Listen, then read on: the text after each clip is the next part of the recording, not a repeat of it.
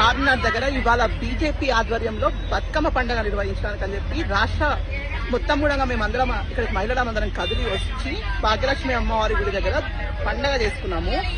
కానీ ఇక్కడ కళ్ళు కుట్టినటువంటి తురకముండ అడుగులు ఇవాళ మా మహిళలు అందరం ఉన్నటువంటి, ఒకసారి చూడండి, ఇంతమంది మహిళలు ఉన్నటువంటి ఒక బస్సు పైన, మా బస్సు పైన ఒక ఆటో డ్రైవర్ వచ్చి దాడి చేస్తాడు.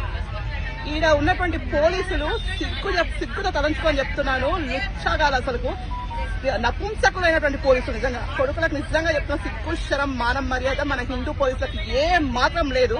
ఇక్కడ వచ్చినటువంటి ఆడ మొత్తం మహిళల మీద మొత్తం వచ్చి దాడి చేస్తా ఉంటే కూడా కనీసం ఆపడానికి ప్రయత్నం చేయలేదు వీళ్ళు ఇక్కడ ఉన్న వాళ్ళు. నిజంగా మీ బతుకులు ఇవాళ 100 మంది ఇక్కడ ఉన్నటువంటి మహిళల అందరం ప్రతిఘటించకపోయింటే అక్కడ ఉన్నటువంటి ఆటో వాళ్ళందరూ వచ్చి మా మీద దాడి చేసేటోళ్ళు. ఏడ ఉన్నాము, ఏ ప్రభుత్వంలో ఉన్నాము, ఎలాంటి పరిస్థితులలో ఉంది పాత బస్సు అనేది ఒక్కసారి అందరూ ఆలోచించుకోవాలి. ఇక్కడ బతుకమ్మ పండుగ కోసం భాగ్యలక్ష్మి అమ్మవారి గుడి దగ్గరికి వస్తే మా బస్సు మీద దాడి చేయడానికి వచ్చినటువంటి తురకముండ అడుగులను మేము ఏం చేయాలి ఇప్పటి ముందు. కాబట్టి ప్రతి ఒక్కరు కూడా ఆలోచించుకోవాలి. ఇక్కడికి వచ్చి చార్మినార్ ఏరియాలలో పండగలకు బట్టలు కొనుక్కుంటున్నారు కదా హిందువులందరూ కూడా.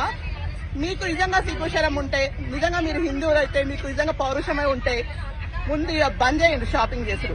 ఆర్థికంగా వీళ్ళని బహిష్కరిస్తే గానీ ఈ కొడుకులకు ఉన్నటువంటి బలుపు తగ్గదు. కాబట్టి ప్రతి ఒక్కరం కూడా ఈ విషయం పైన మాత్రం నేను 100% చెప్తున్నాను. ఇక్కడ ఉన్న మహిళలందరికీ కూడా అప్రిషియేట్ చేస్తున్నాను. పక్క మీకు అందరికీ కూడా శుభాకాంక్షలు. నవరాత్రులలో మన యొక్క మహిళా శక్తి ఏదో నిరూపించారు మీరు అందరు కలిసి.